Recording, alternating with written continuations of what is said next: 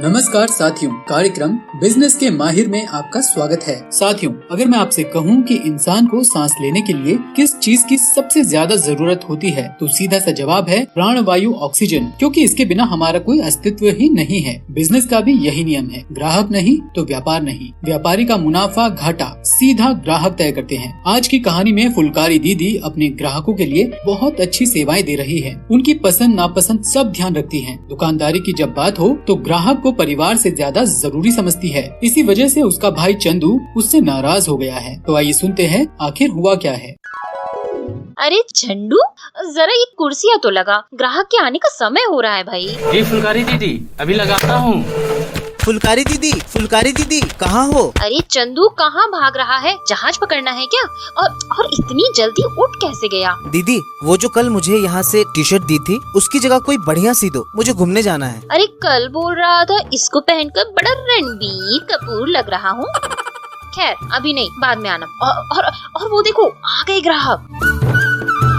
नमस्ते फुलकारी। नमस्ते, आइए आइए बैठिए। अरे झंडू, ठंडा पानी ला आंटी जी को, और पंखा भी चला दे भाई।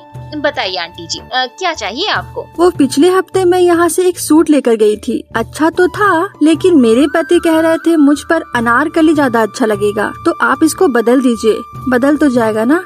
हाँ हाँ, क्यों नहीं आंटी जी, ग्राहक की जरूरत का ख्याल रखना ही हमारा फर्ज है।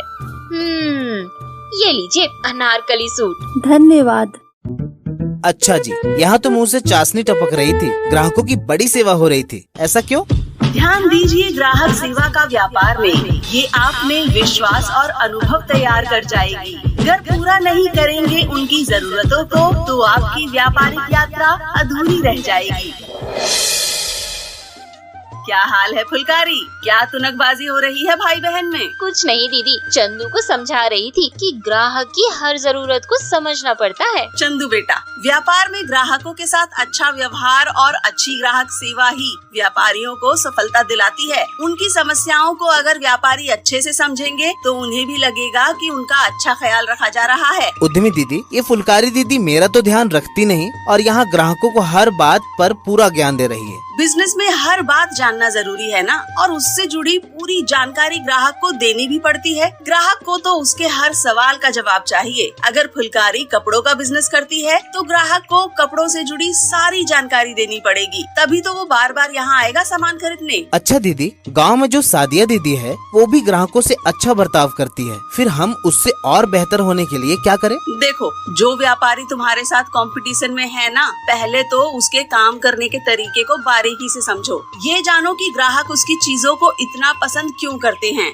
या जो सेवाएं वो ग्राहक को दे रहा है उससे अलग तुम क्या कर सकते हो। इन सब के लिए तो बड़ी हिम्मत चाहिए दीदी। हिम्मत भी और खुद में विश्वास भी, क्योंकि कोई भी बिजनेस रातों रात सफल नहीं होता। बड़ी चुनौतियाँ आती हैं, पर अपना एक लक्ष्य बनाकर उसे हासिल करने से खुद में विश्वास आता है। क्यों उद्यमी दीदी? बिल्कुल, खुद में विश्वास रखने से व्यापारी सफल होते हैं और अपनी सफलता की खुशी भी मनाते हैं। हमेशा उन लोगों के संपर्क में रहो जो तुम्हें आगे बढ़ते रहने की सीख दे, फिर हर काम आसान होगा और एक अच्छा व्यापारी बन पाओगे। समझे चंदू, बिजनेस करने के लिए मेहनत करनी पड़ती है। दोपहर तक सोए रहने से व्यापार नहीं चलने वाला।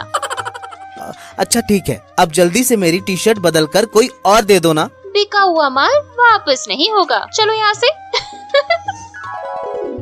साथियों, जब एक व्यापारी अपने ग्राहकों में रुचि दिखाता है तभी वो अपने बिजनेस को आगे ले जा सकता है। ग्राहकों को अच्छा महसूस करवाएं, तभी वो आपके पास आने से खुद को रोक नहीं पाएंगे। हम अपने सभी उद्यमियों से ये जानना चाहते हैं कि क्या आपने कभी ऐसी स्थिति का सामना किया है जहां खुद में विश्वास की कमी के चलते आप किसी ग्राहक को अच्छी सेवा न दे पाए हों।